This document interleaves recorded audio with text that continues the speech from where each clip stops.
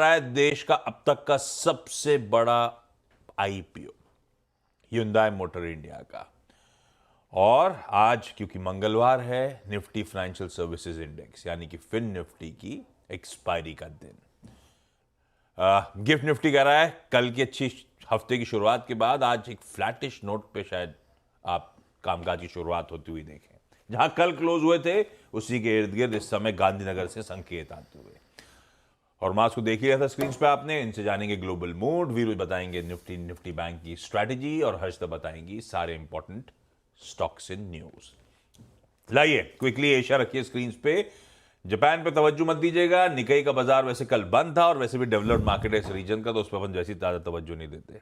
लेकिन हाँ, एशिया में जापान के निकाई जो हेडलाइन में मेंशन था 1% मजबूत, बाकी ठीक ही है। मिला जुला कामकाज एशिया में हो रहा है, जैसा गिफ्ट निफ्टी इंडिकेट कर रहा है। लार्जली वैसे ही एशिया का मूड है। यूएस के हैंडओवर में कोई दिक्कत नहीं है। कल फिर आधे से 3/4% का उछाल, फिर नए रिकॉर्ड उच्चतम स्तर जड़ते हुए नजर आए और आज सुबह के फ्यूचर्स फिर एकदम फ्लैट ट्रेड करते हुए। तो कल के गेन्स गिव अप नहीं होंगे, एटलीस्ट इस समय तक ये दिख रहा है।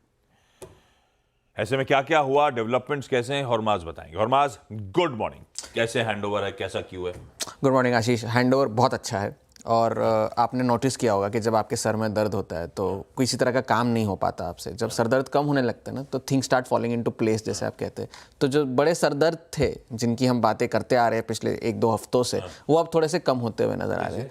अब जैसे कि तेल के भाव में कल गिरावट आई। वो गिरावट इसलिए आई क्योंकि इजराइल और ईरान के बीच फाइनली कुछ डेवलपमेंट्स हुए। वो डेवलपमेंट्स ये थे कि इजरायली प्राइम मिनिस्टर नेतन्याहू ने कहा कि मैं ईरान के तेल या परमाणु ठिकानों पर हमला नहीं करना चाहता, मैं जो सैन्य ठिकाने हैं वहाँ हमले करूँगा अगर मुझे जवाब देना होगा तो उस वजह से जो एक स्कैरसिटी प्रीमियम जो जनरेट हो गया था तेल की वजह से, वो कम होता हुआ नजर आ रहा है, जिसकी वजह से तेल में गिरावट आई, तेल की कीमतों में। दूसरा एक हेडविंड तेल के लिए ये आ गया कि ओपेक ने डिमांड ग्रोथ की फॉरकास्ट को तीसरे महीने लगातार काटा है। अब ये एक्सपेक्ट कर रहे हैं कि 2024 में डिमांड जो ग्रोथ होगी वो करीब 2 मिलियन बैरल्स पर डे की होगी और 2025 में 1.5 मिलियन बैरल्स पर डे होगी। अब ओपेक की बैठक है 1 दिसंबर को, जहां पर वो तय करेंगे कि 2025 में आउटपुट किस तरह से बढ़ाया जाना है। आउटपुट उनका वैसे ही बढ़ना है दिसंबर के महीने से। सो तेल के फ्रंट पर एक सरदर्द कम होता हुआ दिख रहा है। दूसरा जो सरदर्द हमारे लिए था वो चाइना था कि चाइना में क्या होगा, कैसे होगा। अब वहाँ पर एक होप ट्रेड जो चला आ रहा था, कल भी चाइना के बाजार ठीक ठाक ही बंद हुए थे, आज कमज़ोरी के साथ खुले हैं, मगर वहाँ जो है अब एक रिपोर्ट आई थी उनकी जो लोकल स्टेट मीडिया से कि चाइना जो है 6 ट्रिलियन युआन रेस कर सकता है, कम से कम $850 बिलियन के करीब, जो कि लोकल जो अल्ट्रा लॉन्ग गवर्नमेंट बॉन्ड्स है 3 साल की अवधि, 3 साल के over a period of 3 years race करेंगे, इतना ये जो पैसा है। और जो लोकल गवर्नमेंट से उनके कर्ज को कम करने के लिए ये पैसा रेस किया जाएगा। तो अभी भी कोई बड़ी स्टिमुलस की बात वहाँ से निकल कर नहीं आ रही है। लेकिन जो बुलिश चले आ रहे हैं चाइना पर, गोल्डमैन सैक्स जो है वो सबसे बुलिश है चाइना पर। उन्होंने अपने जीडीपी के अनुमानों को बढ़ा दिया है। 2024 में अब ये कह रहे हैं कि चाइना की जीडीपी लगभग 4.9% बढ़ेगी। उनका पहला फॉरकास्ट 4.7% था और 2025 में उन्होंने अपना फॉरकास्ट जो है वो 4.3 से बढ़ाकर 4.7% कर दिया है। तो अब वहाँ पर एक वॉलेटिलिटी तो है चाइना में। जो पैसा लगाने वाले हैं वो ईटीएफ्स में पैसा लगाए जा रहे हैं। जो पिछले हफ्ते अगर हम देखें, जो 4 चीन से रिलेटेड ईटीएफ्स है, वहाँ पर तकरीबन $5 बिलियन के फ्लोज आए पिछले हफ्ते। तो एक अनसर्टेनिटी फिलहाल के लिए टल गई है कि वहाँ पर अब कोई स्टिमुलस जब आना होगा तो वो नेशनल पीपल्स कॉन्फ्रेंस जो महीने के अंत में होगी, वहाँ जब होगा तब देखा जाएगा। फिलहाल के लिए वहाँ से अब कोई दिक्कत की बात नहीं है।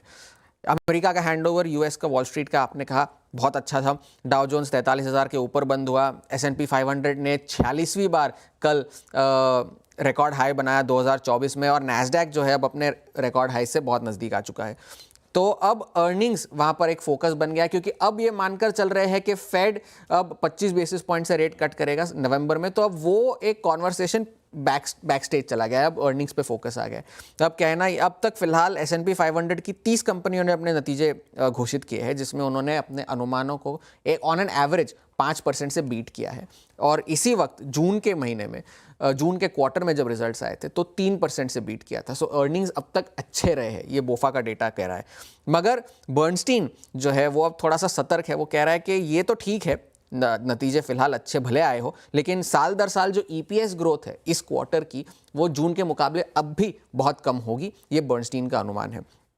और उन्होंने जो एक बेड इन्वेस्टमेंट रिसर्च नाम की एक ब्रोकरेज है, उन्होंने भी कहा है कि आप थोड़ा सा ऑल टाइम हाइस पे थोड़ा सा सतर्क रहिए, क्योंकि चुनाव आने वाले हैं तो वॉलेटिलिटी बढ़ेगी, बाजार में थोड़ी सी उठापटक हो सकती है, तो वहाँ एक आपको ध्यान रखने की ज़रूरत है। लेकिन सेंटिमेंट यूएस में भी काफ़ी अच्छा है। तो अब अर्निंग्स तो है ही आज बैंक ऑफ अमेरिका के, गोल्डमैन सैक्स, जॉनसन एंड जॉनसन के, तो काफ़ी अर्निंग्स आने वाले, तो अर्निंग्स एक फोकस है। मगर जो सबसे इंपॉर्टेंट पॉइंट्स है, तेल के भाव में गिरावट आई है, चाइना से अब कोई फिलहाल कोई टेंशन की बात नहीं है, सरदर्द नहीं है, और यूएस का हैंडओवर बहुत अच्छा रहा है। तो ग्लोबली मूड माहौल ठीक है, शायद इससे हमारे बाजार को थोड़ा सा सेंटिमेंटल इंपैक्ट मिले। बिल्कुल ठीक। तो ग्लोब सपोर्टिव है।